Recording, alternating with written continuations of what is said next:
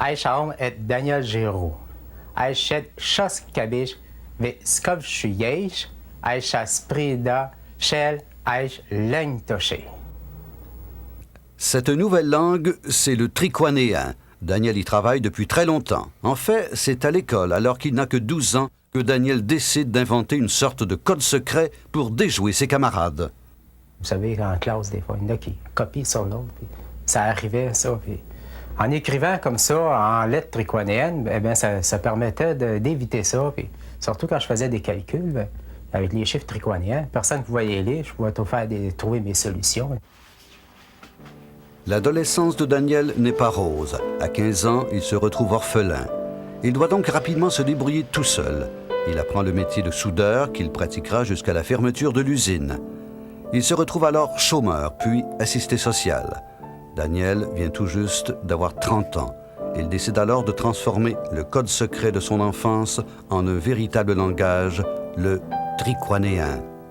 Le mot triquanéen, c'est un mot qui vient du mot triquan.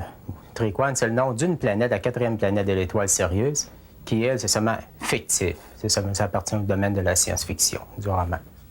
Ce n'est pas parce que Daniel s'inspire de la science-fiction que son entreprise n'est pas sérieuse. La preuve, le triquanéen compte maintenant 2000 mots.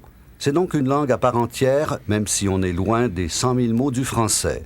Le vocabulaire triquanéen s'inspire à 90% de différentes langues, comme l'espagnol ou l'anglais, par exemple. Le mot chaldra vient du mot children, le mot children qui veut dire enfant en anglais. Et c'est de là, ça a été une inspiration que j'ai eue pour pouvoir former le mot en triquanien qui est chaldra. Cependant, un bon 10% des mots sortent tout droit de son imagination. On va dire, par exemple, un aller-retour, c'est bon, ben, c'est adavouser pour un aller-retour. Un autre exemple aussi, on peut dire le mot s'occuper. S'occuper de quelque chose se traduit par cubiprachu. C'est un autre exemple de mot qui est purement imaginatif. Créer une nouvelle langue n'est certes pas banal. Cela demande beaucoup de temps et de détermination. Il faut aussi posséder un caractère un peu spécial.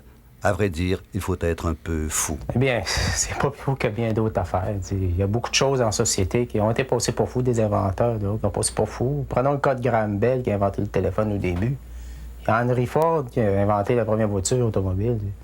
C'est toutes des affaires. Mais que plus tard, à un moment donné, qu'on s'aperçoit que vraiment, c'est pas si fou que ça.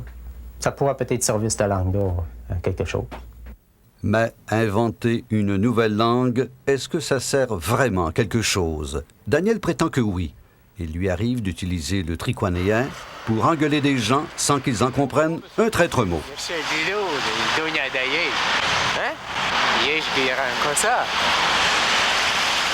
Il peut également protéger sa carte d'appel des regards indiscrets. Voici mon numéro. 819 595 3490 33 78. Son invention lui permet aussi de rendre d'importants services. Eh bien, j'ai déjà enseigné le triquanéen à 2 Québécois qui, eux, sont allés en Yougoslavie dans le but de propager un peu l'Évangile. Et cette langue va pouvoir le servir pour pouvoir converser entre eux, confidentiellement, dans le secret, dû à cause des lois en vigueur contre la religion. Le triquanéen peut donc rendre certains services, à condition toutefois qu'ils ne deviennent pas trop populaires. Car si tout le monde peut déchiffrer un code, ce n'est plus un code. Daniel réalise bien les limites de son invention. Jusqu'à ce jour, il n'a trouvé aucun volontaire pour converser avec lui. Cela ne l'empêche cependant pas de rêver. Eh bien, mon grand rêve, du moins le plus grand, ce serait que cette langue puisse servir de langue communautaire dans des pays, dans des régions qui ont beaucoup de dialectes. Puis peut-être même que ça pourrait servir ici même au Québec, qui plus tard, avec beaucoup de nationalités, de langues différentes, eux pourraient apprendre le triquanien, qui est plus facile à apprendre malgré les apparences, et qui pourraient ensuite de ça apprendre progressivement le français ou l'anglais par après. En attendant que nous parlions tous le triquanéen, voici un petit au revoir. Adios. Yamala. نشوفكم. Ciao. Nandri. Ciao. Do widzenia. Adeus. Dago Soara!